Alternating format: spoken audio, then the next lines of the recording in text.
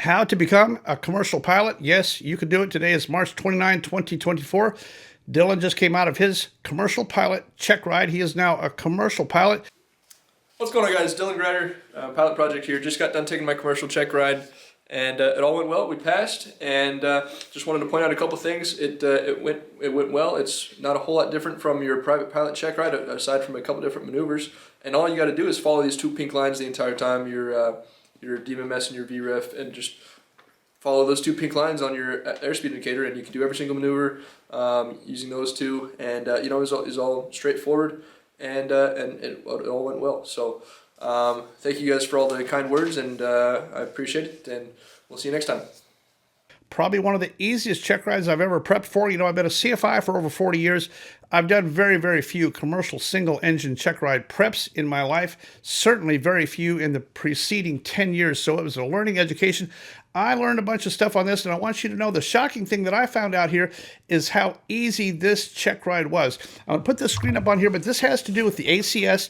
ACS is Airman Certifications. Here it is right here. Airman Certifications for the commercial standard. That is the things that you have to do on your check ride and to what standard. So I've made a sheet here, and I'll show this to you. I'll put it on the screen, but I've compared left side versus right side. This is private pilot.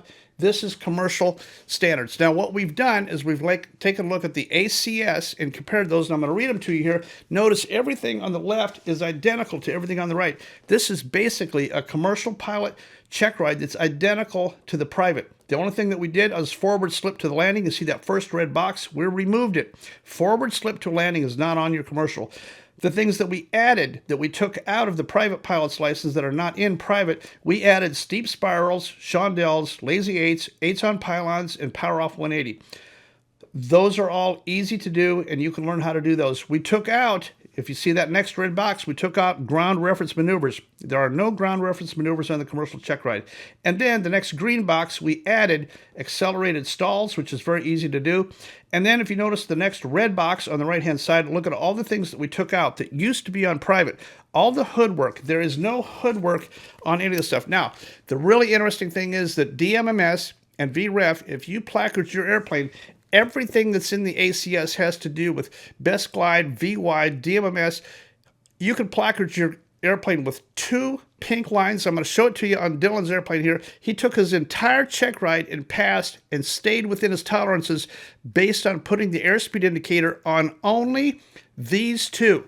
This DMMS, the higher number here, that is VY. It's also best glide, and it's also min maneuvering speed. VREF also represents a very close approximation of VX. It's your VREF. Remember, VREF is 1.3 VSO. The ACS references 1.3 VSO that you have to fly on these approaches.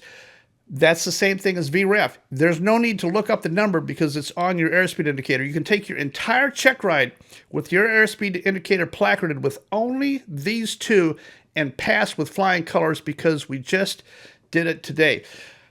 Want to ask for your support? Zelle, PayPal, CashAPP, and Venmo. I don't do any sponsorships or advertising or YouTube advertising of any kind. I don't accept money, and I don't endorse any products, any of that kind of thing. If this video is helpful to you, if this will help somebody that you know become take their private certificate, convert it over to commercial, it's very easy to do. The flight time limitations are 250 hours. The only stickler in the 250 is that you do have to have 20 hours dual received since becoming a private pilot's license. You'll have to get with an instructor. It'll probably take you almost 20 hours to get all this stuff straight and get the maneuver straight anyway. 20 hours dual received since becoming a private pilot's license, and that'll take care of that. You can find all that information in FAR 61.129. It's all very clear. We sketched it out. It's not very hard to do. A little bit of cross-country stuff to do, a little bit of night stuff to do, but it's all very, very simple. Take your private pilot certificate and become a commercial pilot. You can tell your friends that, yes, you're a commercial pilot.